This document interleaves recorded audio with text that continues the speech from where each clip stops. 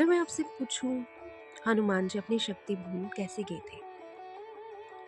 इतने बलशाली, इतने तेजस्वी, फिर भी उन्हें अपनी ताकत का एहसास नहीं था। मगर क्यों?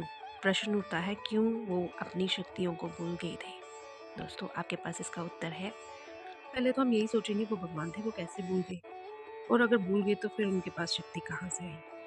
तो चलिए, मैं आपको इससे जुड़ी एक छोटी सी कहानी सुनाने जा रही हूँ।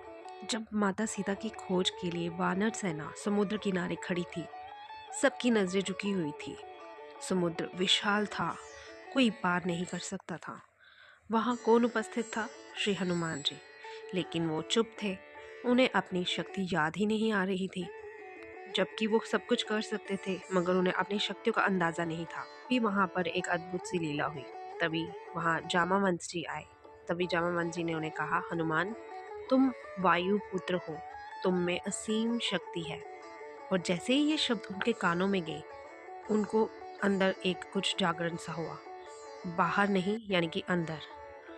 वो शक्ति हमेशा से थी, लेकिन उनके अवचेतन मन में वह कहीं दब चुकी थी, कहीं छुप चुकी थी। जब किसी ने उन्हें उनकी असली पहचान याद दिलाई, उनका अवचेतन मन सक्रिय हो गया और फिर एक छलांग लगाई और समुद्र पार। आप भी दोस्तों हनुमान जी की तरह हैं। आपके अंदर भी शक्तियां हैं, लेकिन बचपन से सुने हुए शब्द, तू नहीं कर पाएगा, तू कमजोर है, तू नकारा है, तू नालायक है, ये सब आपके अवचेतन मन में जमा हो गए हैं और आप अपनी शक्ति भूल चुके हैं। दोस्तों, जामावंत कौन थे? बाहरी व्यक्ति या आपकी जिंदगी में आने वाला कोई शब्द, कोई किताब या फिर कोई गुरु जो आपको आपकी असली शक्ति याद दिलाता है? हनुमान जी को शक्ति बाहर से नहीं मिली थी, वो पहले से ही थी। उसी तरह भगवान आपको शक्ति देने नहीं आते, वो आपको आपकी शक्ति याद दिलाते हैं। दोस्तों, अब मैं आपको प्रश्न करूंगी, कभी आपने सोचा है कुछ लोग बार बार हे भगवान मेरी रक्षा करो कहते हैं और सच में बच जाते हैं? क्या सच में भगवान तुरंत आ जाते हैं या कुछ और होता है? दोस्तों, भगवान बाहर भी हैं, पर उनका सबसे बड़ा मंदिर कहाँ है? आपके अंदर।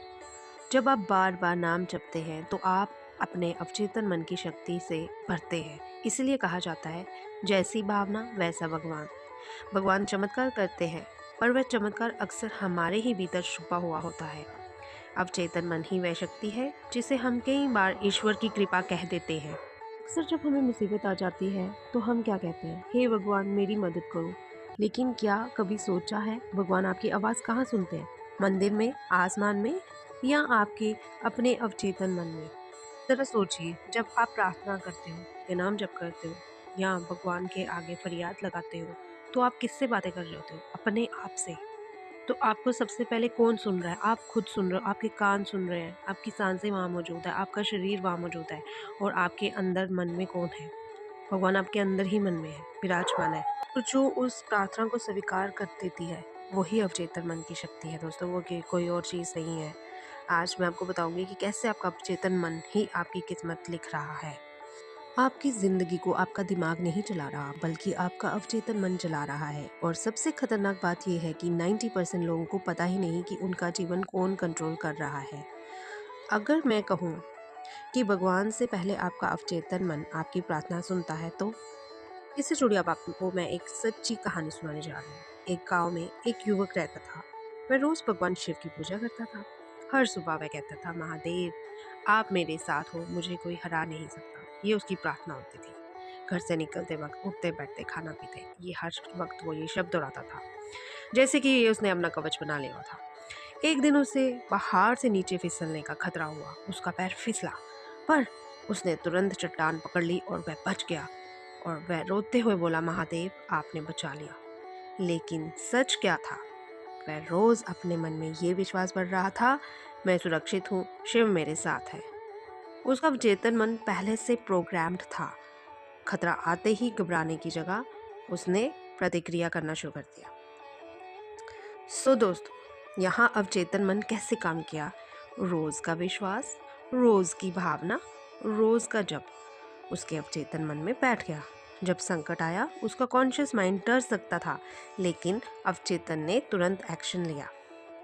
दोस्तों, याद रखें, अगर आप अपनी जिंदगी बदलना चाहते हैं तो आपको बाहर की दुनिया नहीं, अपने अवचेतन मन को बदलना होगा। जिस दिन आपका अवचेतन मन जाग जाएगा, उस दिन आपकी जिंदगी बदल जाएगी। आपको शक्ति पाने की ज़रूरत नहीं है, आपको बस याद करना है आप कौन हो। जय श्री राम, जय हनुमान।